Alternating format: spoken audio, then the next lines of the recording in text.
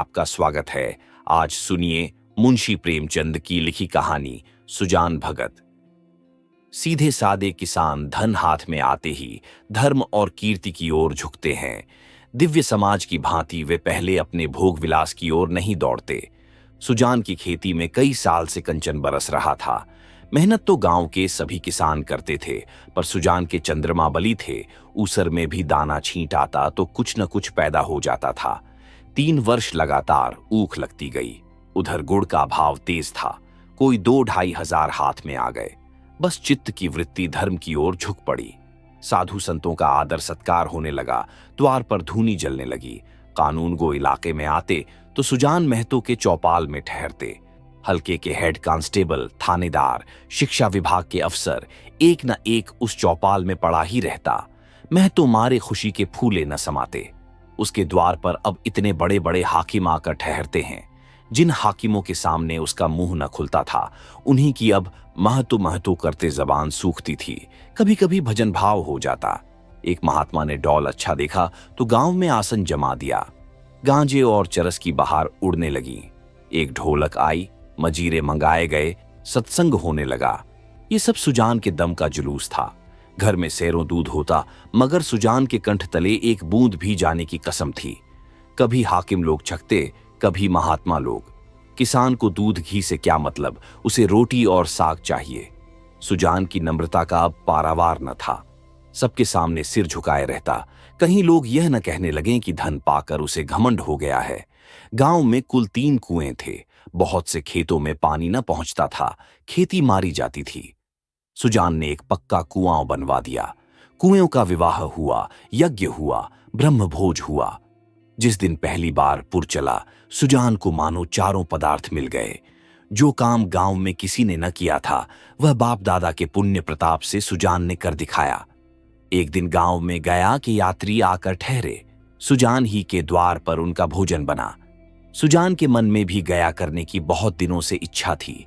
यह अच्छा अवसर देखकर वह भी चलने को तैयार हो गया।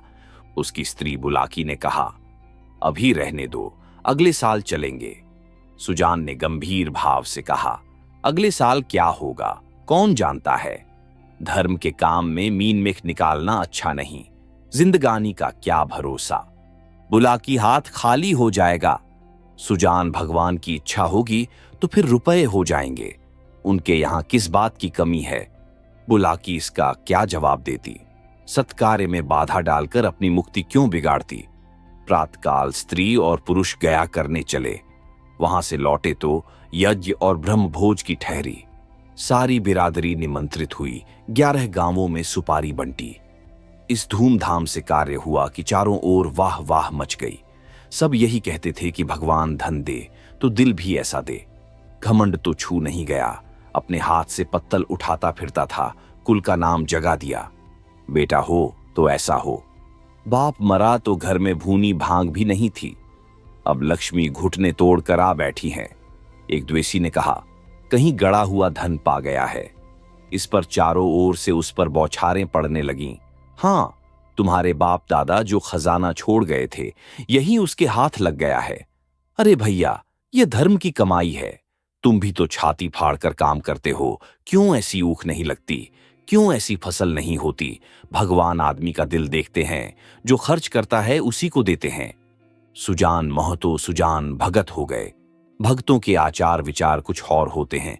वह बिना स्नान किए कुछ नहीं खाता। गंगा जी अगर घर से दूर हों और वह रोज स्नान करके दोपहर तक घर न लौट सकता हो, तो पर्वों के दिन तो उसे अवश्य ही नहाना चाहिए। भजन भाव उसके घर अवश्य होना चाहिए। पूजा अर्चना उसके लिए अनिवार्य है। खान पान में भी उसे बहुत विचार रखना पड़ता है। सबसे बड़ी बात यह है कि झूठ का त्याग करना पड़ता है। भगत झूठ नहीं बोल सकता। साधारण मनुष्य को अगर झूठ का दंड 1 मिले तो भक्त को 1 लाख से कम नहीं मिल सकता। अज्ञान की अवस्था में कितने ही अपराध क्षम्य हो जाते हैं। ज्ञानी के लिए क्षमा नहीं है, प्रायश्चित्ता नहीं है। यदि है तो बहुत ही कठिन। सुजान को भी अब भक्तों की मर्यादा को निभाना पड़ा। अब तक उसका जीवन मजूर का जीवन था। उसका कोई आदर्श, कोई मर्यादा उसके सामने न थी। अब उसके जीवन में विचार का उदय हुआ, जहां का मार्ग कांटों से भरा हुआ है। स्वार्थ सेवा ही पहले उसके जीवन का लक्ष्य था। इसी कांटे से वह परिस्थितियों को तौलता था। वह अब उन्हें औचित्य के कांटों पर तौलने लगा। यूं कहो कि जड़ जगत से निकलकर उसने चेतन जगत में प्रवेश किया। उसने कुछ लेन देन करना शुरू किया था, पर अब उसे ब्याज लेते हुए आत्मग्लानि सी होती थी। यहां तक कि गुओं को दुहाते समय उसे बछड़ों का ध्यान बना रहता था।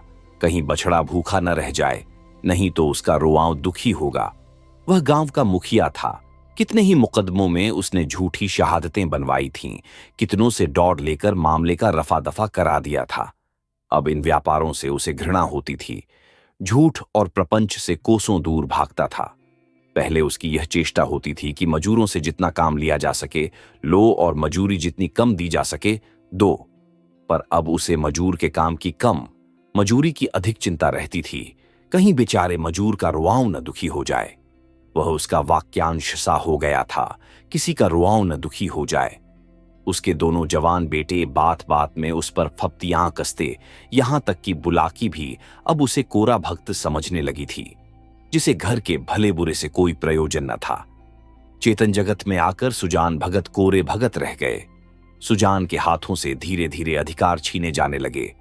किस खेत में क्या बोना है, किसको क्या देना है, किसको क्या लेना है, किस भाव क्या चीज बिकी, ऐसी ऐसी महत्वपूर्ण बातों में भी भक्त जी की सलाह न ली जाती थी। भगत के पास कोई जाने ही न पाता। दोनों लड़के या स्वयं बुलाकी दूर ही से मामला तय कर लिया करती। गांव भर में सुजान का मान सम्मान बढ़ता था, अपने घर में घटता था। लड़के उसका सत्कार अब बहुत करते। हाथ से चारपाई उठाते देख लपक कर खुद उठा लाते, चिलम न भरने देते। यहां तक कि उसकी धोती छांटने के लिए भी आग्रह करते थे। मगर अधिकार उसके हाथ में न था। वह अब घर का स्वामी नहीं, मंदिर का देवता था। एक दिन बुलाकी ओखली में दाल छांट रही थी। एक भिखमंगा द्वार पर आकर चिल्लाने लगा। बुलाकी ने सोचा, दाल छांट लूं तो उसे कुछ दे दूं। इतने में बड़ा लड़का भोला आकर बोला, अम्मा, एक महात्मा द्वार पर खड़े गला फाड़ रहे हैं, कुछ दे दो, नहीं तो उनका रोआंव दुखी हो जाएगा। बुलाकी ने उपेक्षा के भाव से कहा, भगत के पांव में क्या मेहंदी लगी है, क्यों कुछ ले जाकर नहीं दे देते? क्या मेरे 4 हाथ हैं, किस किस का रोआंव सुखी करूं? दिन भर तो तांता लगा रहता है। भोला, चौपट करने पर लगे हुए हैं और क्या। अभी महंगू बैंक देने आया था, हिसाब से 7 मन हुए, तौला तो 6.25 मन ही निकले।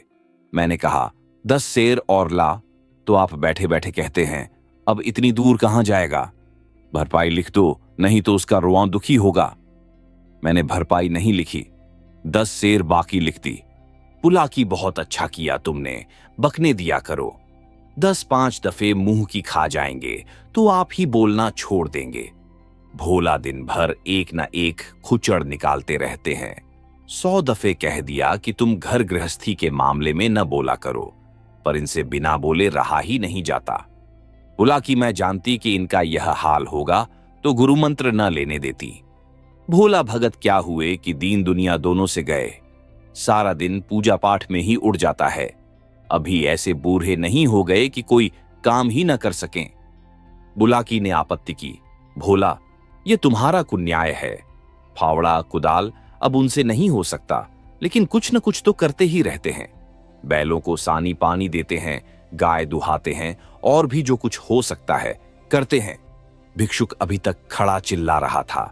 सुजान ने जब घर में से किसी को कुछ लाते न देखा तो उठकर अंदर गया और कठोर स्वर से बोला, तुम लोगों को कुछ सुनाई नहीं देता कि द्वार पर कौन घंटे भर से खड़ा भीख मांग रहा है? अपना काम तो दिन भर करना ही है, एक क्षण भगवान का काम भी तो किया करो।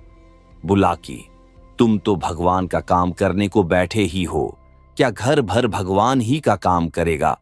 सुजान, कहां आटा रखा है, लाओ, मैं ही निकाल कर दे आऊं। तुम रानी बनकर बैठो। बुलाकी, आटा मैंने मरमर कर पीसा है, अनाज दे दो। ऐसे मुड़छिरों के लिए पहर रात से उठकर चक्की नहीं चलाती हूं। सुजान भंडार घर में गए और एक छोटी सी छबड़ी को जौ से भरे हुए निकले। जौ सेर भर से कम न था।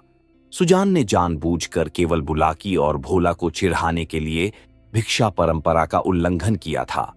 तिस पर भी यह दिखाने के लिए कि छबड़ी में बहुत ज्यादा जौ नहीं है, वह उसे चुटकी से पकड़े हुए थे। चुटकी इतना बोझ न संभाल सकती थी। हाथ कांप रहा था। एक क्षण विलंब होने से छबड़ी के हाथ से छूटकर गिर पड़ने की संभावना थी, इसीलिए वह जल्दी से बाहर निकल जाना चाहते थे। सहसा भोला ने छबड़ी उनके हाथ से छीन ली और त्योरियां बदलकर बोला, सेंत का माल नहीं है जो लुटाने चले हो। छाती फाड़ फाड़ कर काम करते हैं तब दाना घर में आता है। सुजान ने खिसिया कर कहा, मैं भी तो बैठा नहीं रहता। भोला, भीख भीख की ही तरह दी जाती है, लुटाई नहीं जाती। हम तो एक वेला खाकर दिन काटते हैं कि पति पानी बना रहे, और तुम्हें लुटाने की सूझी है। तुम्हें क्या मालूम कि घर में क्या हो रहा है। सुजान ने इसका कोई जवाब न दिया। बाहर आकर भिखारी से कह दिया, बाबा इस समय जाओ, किसी का हाथ खाली नहीं है, और पेड़ के नीचे बैठकर विचारों में मग्न हो गया। अपने ही घर में उसका यह अनादर। अभी वह अपाहिज नहीं है, हाथ पांव थके नहीं हैं, घर का कुछ न कुछ काम करता ही रहता है। उस पर यह अनादर, उसी ने घर बनाया, ये सारी विभूति उसी के श्रम का फल है। पर अब इस घर पर उसका कोई अधिकार नहीं रहा। अब वह द्वार का कुत्ता है, पड़ा रहे और घर वाले जो रूखा सूखा दे दें वह खाकर पेट भर लिया करे। ऐसे जीवन को धिक्कार है। सुजान ऐसे घर में नहीं रह सकता। संध्या हो गई थी। भोला का छोटा भाई शंकर नारियल भरकर लाया। सुजान ने नारियल दीवार से टिकाकर रख दिया। धीरे धीरे तंबाकू जल गया। जरा देर में भोला ने द्वार पर चारपाई डाल दी। सुजान पेड़ के नीचे से न उठा। कुछ देर और गुजारी। भोजन तैयार हुआ। भोला बुलाने आया। सुजान ने कहा, भूख नहीं है। बहुत मनावन करने पर भी न उठा। तब बुलाकी ने आकर कहा, खाना खाने क्यों नहीं चलते? जी तो अच्छा है। सुजान को सबसे अधिक क्रोध बुलाकी ही पर था। यह भी लड़कों के साथ है। ये बैठी देखती रही और भोला ने मेरे हाथ से अनाज छीन लिया। इसके मुंह से इतना भी न निकला कि ले जाते हैं तो ले जाने दो। लड़कों को न मालूम हो कि मैंने कितने श्रम से यह गृहस्थी जोड़ी है, पर यह तो जानती है, दिन को दिन और रात को रात नहीं समझा। भादों की अंधोरी रात में मड़ैया लगा के जुआर की रखवाली करता था। जेठ बैसाख की दोपहरी में भी दम न लेता था। और अब मेरा घर पर इतना भी अधिकार नहीं है कि भीख तक न दे सकूं। माना कि भीख इतनी नहीं दी जाती, लेकिन इनको तो चुप रहना चाहिए था, चाहे मैं घर में आग ही क्यों न लगा देता। कानून से भी तो मेरा कुछ होता है। मैं अपना हिस्सा नहीं खाता, दूसरों को खिला देता हूं। इसमें किसी के बाप का क्या साझा। अब इस वक्त मनाने आई है। इसे मैंने फूल की छड़ी से भी नहीं छुआ। नहीं तो गांव में ऐसी कौन औरत है जिसने खसम की लातें न खाई हों, कभी कड़ी निगाह से देखा तक नहीं। रुपये पैसे लेना देना सब इसी के हाथ में दे रखा था। अब रुपये जमा कर लिए हैं तो मुझी से घमंड करती है। अब इसे बेटे प्यारे हैं, मैं तो निखट्टू, लुटाऊ, घर फूंकू, घोंघा हूं। मेरी इसे क्या परवाह। तब लड़के न थे जब बीमार पड़ी थी और मैं गोद में उठाकर बैठ के घर ले गया था। आज उसके बेटे हैं और यह उनकी मां है। मैं तो बाहर का आदमी, मुझसे घर से मतलब ही क्या। बोला, अब खा पीकर क्या करूंगा। हल जोतने से रहा, फावड़ा चलाने से रहा। मुझे खिलाकर दाने को क्यों खराब करेगी। रख दो बेटे, दूसरी बार खाएंगे। बुलाकी, तुम तो जरा जरा सी बात पर तिनक जाते हो। सच कहां है, बुढ़ापे में आदमी की बुद्धि मारी जाती है। भोला ने इतना तो कहा था कि इतनी भीख मत ले जाओ, या और कुछ। सुजान हां बेचारा इतना कहकर रह गया। तुम्हें तो मजा तब आता जब वह ऊपर से 2-4 डंडे लगा देता। क्यों? अगर यही अभिलाषा है तो पूरी कर लो। भोला खा चुका होगा, बुला लाओ। नहीं, भोला को क्यों बुलाती हो, तुम ही ना जमा दो 2-4 हाथ। इतनी कसर है, वह भी पूरी हो जाए। बोला कि हां, और क्या, यही तो नारी का धर्म ही है। अपने भाग सराहो कि मुझ जैसी सीधी औरत पाली, जिस बल चाहते हो बिठाते हो। ऐसी मुंह जोर होती तो तुम्हारे घर में एक दिन भी निवाह न होता। सुजान, हां भाई, वह तो मैं ही कह रहा हूं कि देवी थीं और हो। मैं तब भी राक्षस था और अब भी दैत्य हो गया हूं। बेटे कमाऊ हैं, उनकी सी न कहोगी तो क्या मेरी सी कहोगी। मुझसे अब क्या लेना देना है। बोला कि तुम झगड़ा करने पर तुले बैठे हो और मैं झगड़ा बचाती हूं कि 4 आदमी हंसेंगे। चलकर खाना खा लो सीधे से, नहीं तो मैं जाकर सो रहूंगी। सुजान, तुम भूखी क्यों सो रहोगी? तुम्हारे बेटों की तो कमाई है। हाँ, मैं बाहरी आदमी हूं। बुलाकी बेटे तुम्हारे भी तो हैं। सुजान, नहीं, मैं ऐसे बेटों से बाज आया, किसी और के बेटे होंगे। मेरे बेटे होते तो क्या मेरी दुर्गति होती? बुलाकी गालियां दोगे तो मैं भी कुछ कह बैठूंगी। सुनती थी, मर्द बड़े समझदार होते हैं, पर तुम सबसे न्यारे हो। आदमी को चाहिए कि जैसा समय देखे वैसा काम करे। अब हमारा और तुम्हारा निबाह इसी में है कि नाम के मालिक बने रहें और वही करें जो लड़कों को अच्छा लगे। मैं यह बात समझ गई, तुम क्यों नहीं समझ पाते? जो कमाता है उसी का घर में राज होता है, यही दुनिया का दस्तूर है। मैं बिना लड़कों से पूछे कोई काम नहीं करती, तुम क्यों अपने मन की करते हो? इतने दिनों तक तो राज कर लिया, अब क्यों इस माया में पड़े हो? आधी रोटी खाओ, भगवान का भजन करो और पड़े रहो। चलो खाना खा लो। सुजान, तो अब मैं द्वार का कुत्ता हूं? बुला की बात जो थी वह मैंने कह दी, अब अपने को जो चाहो समझो। सुजान न उठे। बुला की हार कर चली गई। सुजान के सामने अब एक नई समस्या खड़ी हो गई थी। वह बहुत दिनों से घर का स्वामी था और अब भी ऐसा ही समझता रहा। परिस्थिति में कितना उलटफेर हो गया था, इसकी उसे खबर न थी। लड़के उसका सेवा सम्मान करते हैं, यह बात उसे भ्रम में डाले हुए थी। लड़के उसके सामने चिलम नहीं पीते, खाट पर नहीं बैठते, क्या यह सब उसके गृह स्वामी होने का प्रमाण न था? पर आज उसे यह झांत हुआ कि यह केवल श्रद्धा थी, उसके स्वामित्व का प्रमाण नहीं। क्या इस श्रद्धा के बदले वह अपना अधिकार छोड़ सकता था? कदापि नहीं। अब तक जिस घर में राज किया, उसी घर में पराधीन बनकर वह नहीं रह सकता। उसको श्रद्धा की चाह नहीं, सेवा की भूख नहीं, उसे अधिकार चाहिए। वह इस घर पर दूसरों का अधिकार नहीं देख सकता। मंदिर का पुजारी बनकर वह नहीं रह सकता। न जाने कितनी रात बाकी थी। सुजान ने उठकर गंडासे से बैलों का चारा काटना शुरू किया। सारा गांव सोता था, पर सुजान करवी काट रहे थे। इतना श्रम उन्होंने अपने जीवन में कभी न किया था। जब से उन्होंने काम करना छोड़ा था, बराबर चारे के लिए हाय हाय पड़ी रहती थी। शंकर भी काटता था, भोला भी काटता था, पर चारा पूरा न पड़ता था। आज वह इन लौंडों को दिखा देंगे चारा कैसे काटना चाहिए। उनके सामने कटिया का पहाड़ खड़ा हो गया और टुकड़े कितने महीन और सुडौल थे, मानो सांचे में ढाले गए हों। मुंह अंधेरे बुला की उठी तो कटिया का ढेर देखकर दंग रह गई।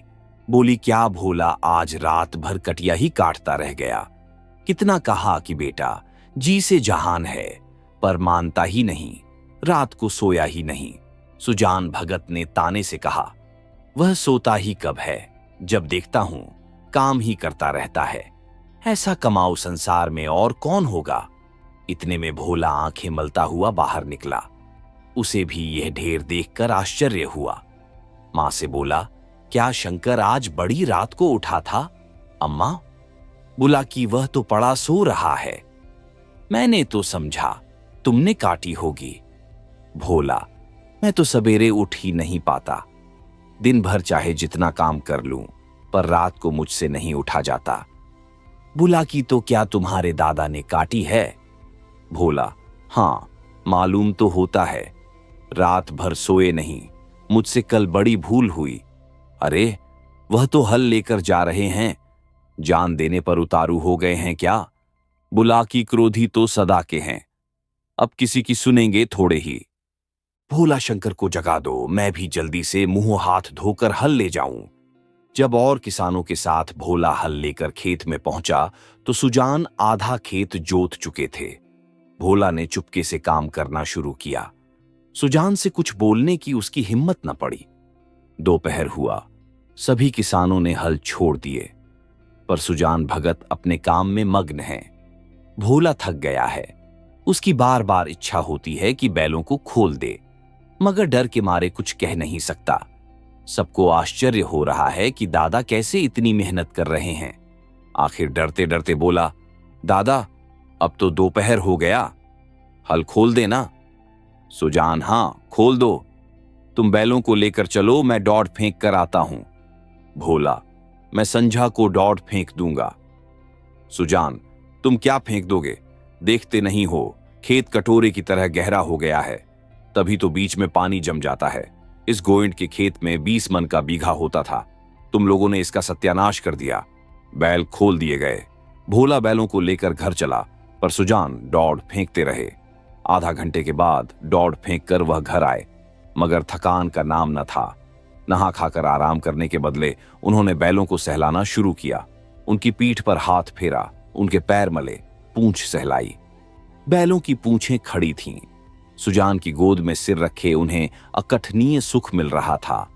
बहुत दिनों के बाद आज उन्हें यह आनंद प्राप्त हुआ था। उनकी आंखों में कृतज्ञता भरी हुई थी, मानो वे कह रहे थे, हम तुम्हारे साथ रात दिन काम करने को तैयार हैं। अन्य कृषकों की भांति भोला अब भी कमर सीधी कर रहा था कि सुजान ने फिर हल उठाया और खेत की ओर चले। दोनों बैल उमंग से भरे दौड़े चले जाते थे, मानो उन्हें स्वयं खेत में पहुंचने की जल्दी थी। भोला ने मड़ैया में लेटे लेटे पिता को हल लिए जाते देखा, पर उठ न सका। उसकी हिम्मत छूट गई। उसने कभी इतना परिश्रम न किया था। उसे बनी बनाई गिरस्ती मिल गई थी, उसे ज्यों-त्यों चला रहा था। इन दामों वह घर का स्वामी बनने का इच्छुक न था। जवान आदमी को 20 धंधो होते हैं। हंसने बोलने के लिए, गाने बजाने के लिए भी तो उसे कुछ समय चाहिए। पड़ोस के गांव में दंगल हो रहा है। जवान आदमी कैसे अपने को वहां जाने से रोकेगा? किसी गांव में बारात आई है, नाच गाना हो रहा है। जवान आदमी क्यों उसके आनंद से वंचित रह सकता है? वृद्धजनों के लिए ये बाधाएं नहीं। उन्हें न नाच गाने से मतलब, न खेल तमाशे से गरज, केवल अपने काम से काम है। बुलाकी ने कहा, भोला, तुम्हारे दादा हल लेकर गए। भोला, जाने दो अम्मा, मुझसे यह नहीं हो सकता। सुजान भगत के इस नवीन उत्साह पर गांव में टीकाएं हुईं। निकल गई सारी भक्ति। बना हुआ था, माया में फंसा हुआ है। आदमी काहे को, भूत है। मगर भगत जी के द्वार पर अब फिर साधु संत आसन जमाए देखे जाते हैं। उनका आदर सम्मान होता है। अब की उसकी खेती ने सोना उगल दिया है। बखारी में अनाज रखने की जगह नहीं मिलती। जिस खेत में 5 मन मुश्किल से होता था, उसी खेत में अब की 10 मन की उपज हुई है। चैत का महीना था। खलिहानों में सतयुग का राज था। जगह जगह अनाज के ढेर लगे हुए थे। यही समय है जब कृषकों को भी थोड़ी देर के लिए अपना जीवन सफल मालूम होता है, जब गर्व से उनका हृदय उछलने लगता है। सुजान भगत टोकरे में अनाज भर भर कर देते थे और दोनों लड़के टोकरे लेकर घर में अनाज रख आते थे। कितने ही भाट और भिक्षुक भगत जी को घेरे हुए थे। उनमें वह भिक्षुक भी था जो आज से 8 महीने पहले भगत के द्वार से निराश होकर लौट गया था। सहसा भगत ने उस भिक्षुक से पूछा, क्यों बाबा, आज कहां कहां चक्कर लगा आए? भिक्षुक, अभी तो कहीं नहीं गया भगत जी, पहले तुम्हारे ही पास आया हूं। भगत, अच्छा, तुम्हारे सामने यह ढेर है, इसमें से जितना अनाज उठाकर ले जा सको ले जाओ। भिक्षुक ने क्षुब्ध नेत्रों से ढेर को देखकर कहा, जितना अपने हाथ से उठाकर दे दोगे उतना ही लूंगा। भगत, नहीं, तुमसे जितना उठ सके उठा लो। भिक्षुक के पास एक चादर थी। उसने कोई 10 सेर अनाज उसमें भरा और उठाने लगा। संकोच के मारे और अधिक भरने का उसे साहस न हुआ। भगत उसके मन का भाव समझकर आश्वासन देते हुए बोले, बस इतना तो एक बच्चा भी उठा ले जाएगा। भिक्षुक ने भोला की ओर संदिग्ध नेत्रों से देखकर कहा, मेरे लिए इतना ही बहुत है। भगत, नहीं, तुम सकुचाते हो, अभी और भरो। भिक्षुक ने एक पंसेरी अनाज और भरा और फिर भोला की ओर सशंक दृष्टि से देखने लगा। भगत, उसकी ओर क्या देखते हो बाबा जी? मैं जो कहता हूं वह करो। तुमसे जितना उठाया जा सके उठा लो। भिक्षुक डर रहा था कि कहीं उसने अनाज भर लिया और भोला ने गठरी न उठाने दी तो कितनी भद्द होगी और भिक्षुकों को हंसने का अवसर मिल जाएगा। सब यही कहेंगे कि भिक्षुक कितना लोभी है, उसे और अनाज भरने की हिम्मत न पड़ी। तब सुजान भगत ने चादर लेकर उसमें अनाज भरा और गठरी बांधकर बोले, इसे उठा ले जाओ। भिक्षुक, बाबा, इतना तो मुझसे उठ न सकेगा। भगत, अरे इतना भी न उठ सकेगा, बहुत होगा तो मन भर। भला जोर तो लगाओ, देखूं उठा सकते हो या नहीं। भिक्षुक ने गठरी को आजमाया। भारी थी, जगह से हिली भी नहीं। बोला, भगत जी, ये मुझसे न उठ सकेगी। भगत, अच्छा, बताओ किस गांव में रहते हो। भिक्षुक, बड़ी दूर है भगत जी। अमोला का नाम तो सुना होगा। भगत, अच्छा, आगे आगे चलो, मैं पहुंचा दूंगा। ये कहकर भगत ने जोर लगाकर गठरी उठाई और सिर पर रखकर भिक्षुक के पीछे हो लिए। देखने वाले भगत का यह पौरुष देखकर चकित हो गए। उन्हें क्या मालूम था कि भगत पर इस समय कौन सा नशा था। 8 महीने के निरंतर अविरल परिश्रम का आज उन्हें फल मिला था। आज उन्होंने अपना खोया हुआ अधिकार फिर पाया था। वही तलवार जो केले को भी नहीं काट सकती, सांड पर चढ़कर लोहे को काट देती है। मानव जीवन में लाग बड़े महत्व की वस्तु है। जिसमें लाग है वह बूढ़ा भी हो तो जवान है। जिसमें लाग नहीं, गैरत नहीं, वह जवान भी मृतक है। सुजान भगत में लाग थी और उसी ने उन्हें अमानुषीय बल प्रदान कर दिया था। चलते समय उन्होंने भोला की ओर सगर्व नेत्रों से देखा और बोले, ये भाट और भिक्षुक खड़े हैं, कोई खाली हाथ न लौटने पाए। भोला सिर झुकाए खड़ा था, उसे कुछ बोलने का हौसला न हुआ। वृद्ध पिता ने उसे परास्त कर दिया था। आप सुन रहे थे मुंशी प्रेमचंद की लिखी कहानी सुजान भगत।